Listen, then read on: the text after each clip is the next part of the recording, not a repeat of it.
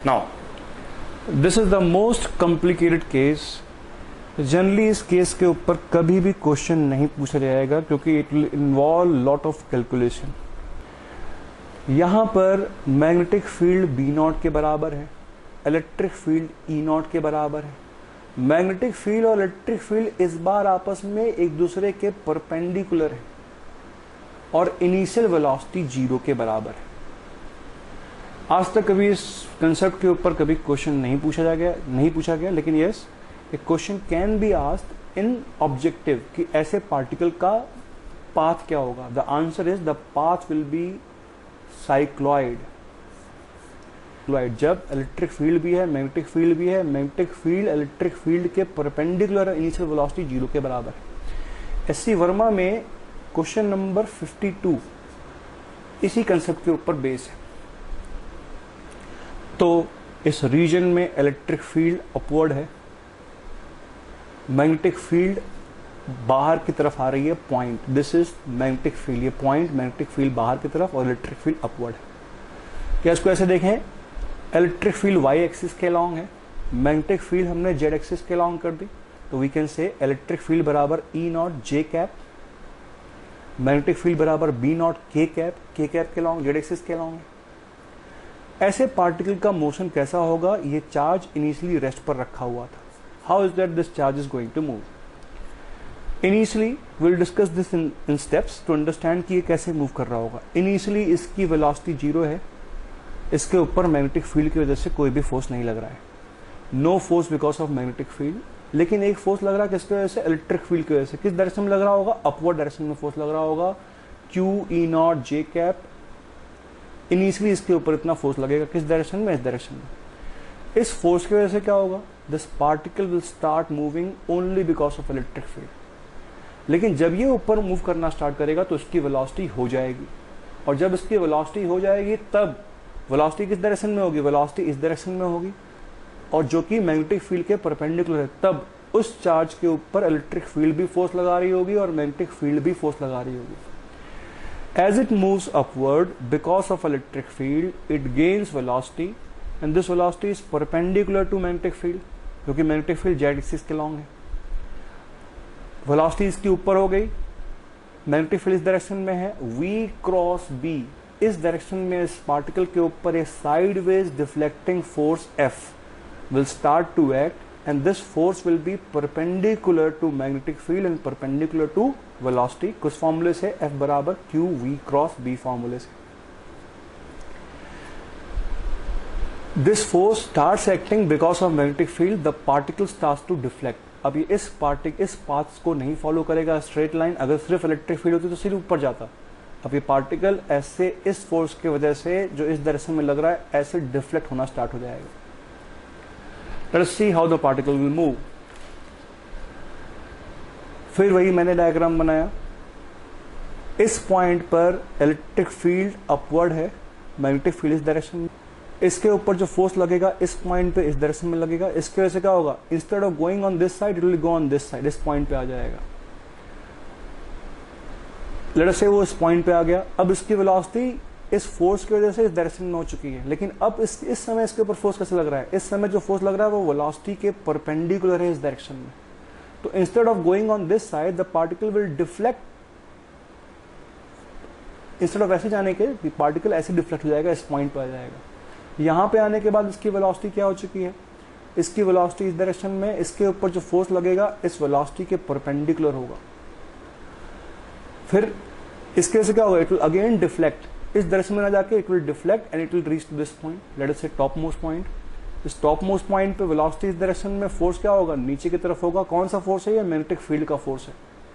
एक और फोर्स इसके ऊपर लग रहा है इलेक्ट्रिक फील्ड का constantly, that is of constant magnitude, that is in the Y axis direction.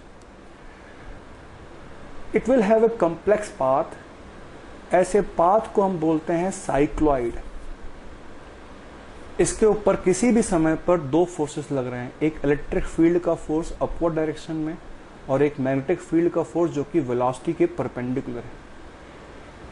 ये पार्टिकल यहां से यहां जाएगा, टॉप मोस्ट पॉइंट पर पहुंचेगा, फिर टॉप मोस्ट पॉइंट से नीचे जाएगा, यहां पे आने के बाद फिर से रुक जाएगा, it will come to rest, लेकिन फिर वैसा ही होगा जैसे यहाँ पर हुआ था. It will again start moving upward, फिर यहाँ से यहाँ आएगा, it will go to this point and then it will thus continue moving like this. ऐसे पाथ को हम साइक्लॉइड मोशन बोलते हैं. यहाँ पर एक चीज को ध्यान में रखना है, वो ये इलेक्ट्रिक फील्ड हमेशा y एक्सिस के अलोंग है, मैग्नेटिक फील्ड हमेशा परपेंडिकुलर है z एक्सिस के along.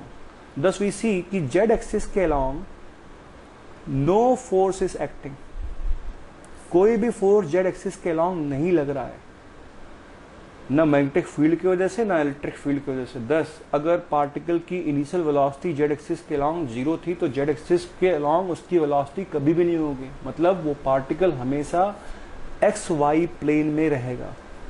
No force acts in z axis, particle never comes out of the X Y plane, ये हमेशा एक्स वाई प्लेन में रहेगा. Therefore the velocity of the particle किसी भी समय पे can be written as v बराबर V X I cap plus V Y J cap. यहाँ पे ध्यान दीजिए, जो स्पीड में चेंज हो रहा है वो इलेक्ट्रिक फील्ड की वजह से चेंज हो रहा है, जो डायरेक्शन में चेंज हो रहा है वो इलेक्ट्रिक फील्ड और मैग्नेटिक फील्ड दोनों की वजह से हो रहा है. स्पीड में चेंज इलेक्ट्रिक फील्ड की वजह से, क्योंकि इलेक्ट्रिक फील्ड ही उसकी काइनेटिक उसके ऊपर वर्क करेगी, उसकी काइनेटिक एनर्जी चेंज करेगी. मैग्नीट्यूड में चेंज भी होगा इस क्वेश्चन में और डायरेक्शन में भी चेंज होगा. इन दो फोर्स का हमें इंटरेक्शन स्टडी करना है कि इन दो फोर्स का इंटरेक्शन कैसे होगा. इस क्वेश्चन को करने का सिर्फ एक मैथमेटिकल तरीका है. It's a very complicated problem, this only a mathematical way to do it. Let's see how is it we are going to proceed it. किसी भी समय पे इस पार्टिकल के ऊपर लगने वाला force Q E vector plus Q V cross B vector होगा. ई कितना है, Q E naught J cap plus Q, उसकी वेलोसिटी किसी भी समय पे कितनी है, एट एनी मोमेंट, क्योंकि पार्टिकल हमेशा एक्स वाई प्लेन में है, एट एनी मोमेंट उसकी वेलोसिटी का एक कंपोनेंट वी एक्स होगा, एक कंपोनेंट वेलोसिटी का वी वाई होगा. You can say V X I cap plus V Y J cap cross B naught K cap. Magnetic field किस डायरेक्शन में, K cap direction में. और this is equal to Q E naught J cap. हमने क्या किया, इसका cross product कर दिया. क्रॉस प्रोडक्ट करने में क्या हो जाएगा, एक बार इसका इससे किया, एक बार इसका इससे किया. Q V X B naught बाहर आ गया, I cap cross K cap plus Q V Y B naught J cap cross K cap, that is equal to Q E naught J cap plus I cap cross K cap कितना होता है, minus J cap होता है. और J cap cross K cap कितना होता है, I cap होता है. This is equal to Q E naught minus Q V X B naught J cap plus Q V Y B naught I cap. और force can be written as, simply इस term को यहां लिख दिया, इस term को यहां लिख दिया, Q V Y B naught I cap plus Q E naught Q V X B naught J cap. ये बराबर कितना होना चाहिए, मास इंटू एक्सेलरेशन. एक्सेलरेशन किसके बराबर होगा, डीवी बाई डी टी के बराबर होगा. Velocity V X I cap plus V Y J cap के बराबर है. डीवी बाई डी कितना हो जाएगा, D V X by D T I cap plus D V Y by D T J cap के बराबर हो जाएगा. And this will be equal to M D V X by D T I cap plus M D V Y by D T J cap. Mass into acceleration बराबर क्या होना चाहिए, इस force के बराबर होना चाहिए. हमने इस दोनों फोर्स को बस आमने सामने लिख दिया. ये फोर्स बराबर mass into acceleration and this is the net force acting because of electric field and magnetic field. इन दोनों इक्वेशन को जब आपस में कंपेयर करेंगे, दिस आई कैप का जो फैक्टर है वो बराबर होना चाहिए. This must be equal to this and this must be equal to this. यही चीज हमने यहां लिखी हुई है. M D V X by D T बराबर Q V Y B naught, M D V Y by D T बराबर Q E naught minus Q V X B naught. ये डिफरेंशियल इक्वेशन है. अगर इनको सॉल्व कर लिया जाए तो वी एक्स और वी वाई की वैल्यू हमें मिल जाएगी. इन इक्वेशन को कैसे सॉल्व किया जाए, the method is, second equation को एक बार और कर देते हैं, differentiate with respect to time. This will be equal to how much, M D square V Y D T square. Q E naught constant है, जीरो हो जाएगा derivative. Q B naught D V X by D T. अब D V X by D T की value हमने यहां से उठा के रख दी, कितनी हो जाएगी, this divide by M. This will equal to Q B naught upon M V Y, कितना हो जाएगा, Q square B square upon M V Y.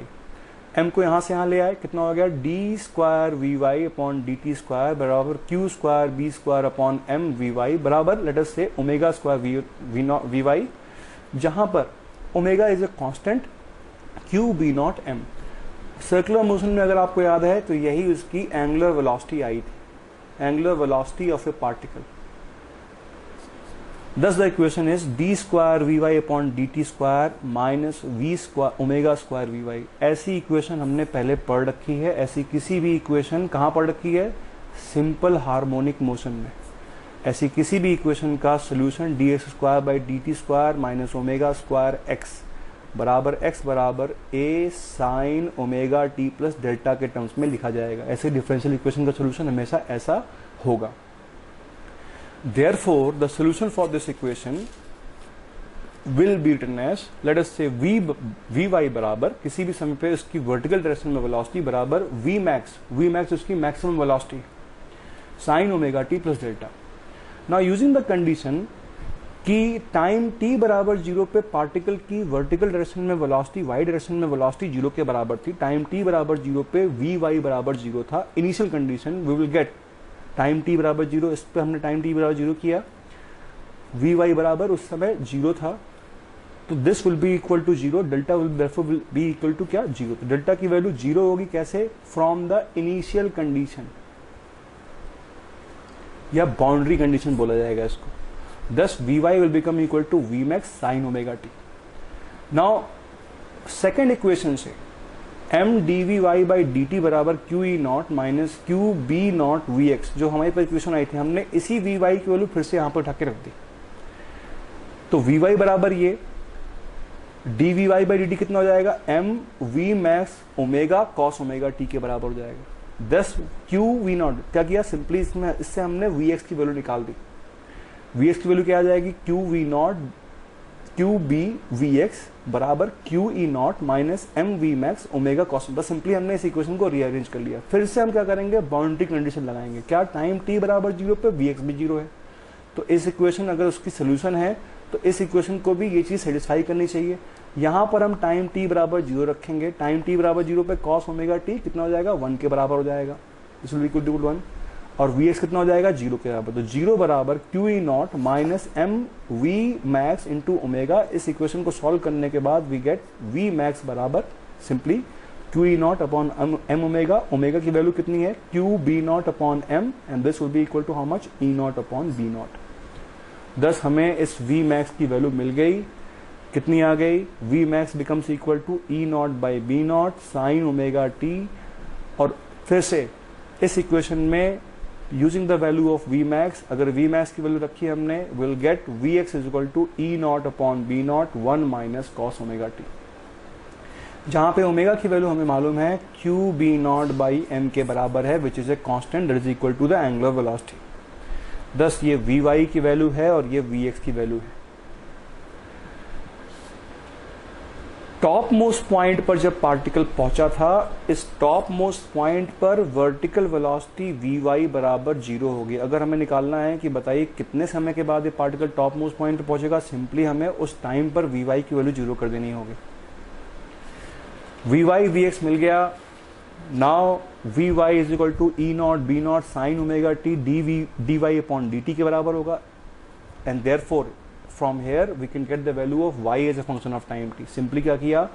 dt यहां ले गए, इस इक्वेशन को इंटीग्रेट कर दिया. 0 से लेके y तक limit. Initial value of y 0 के बराबर है, पार्टिकल ओरिजिन पे था, और टाइम की वैल्यू 0 से लेकर t तक है. इसको इंटीग्रेट किया, विल गेट y बराबर E naught B naught by omega 1 minus cos omega T. तो इस पार्टिकल का किसी भी समय पे y coordinate will be given by this equation. Cos omega T की वैल्यू मिनिमम क्या होगी? Will be equal to -1. और जब कॉस ओमेगा टी की वैल्यू मिनिमम होगी तो y की वैल्यू क्या होगी? मैक्सिमम होगी. दस y की जो मैक्सिमम हाइट आएगी will be equal to how much? 1 minus -1 कितना हो जाएगा? 2e not B not omega. तो इस साइक्लॉइड पाथ की पूछा जाए कि मैक्सिमम हाइट कितनी होगी, this will be equal to 2e naught upon B naught by omega के बराबर होगी. उसी तरीके से vx बराबर e naught B naught 1 minus cos omega T that is equal to dx by dt. इस इक्वेशन को फिर से हमने इंटीग्रेट किया 0 से लेके x के बीच में, टाइम 0 से लेके t के बीच में. इस इक्वेशन को इंटीग्रेट करने के बाद x becomes equal to e naught by B naught into T minus sine omega T by omega.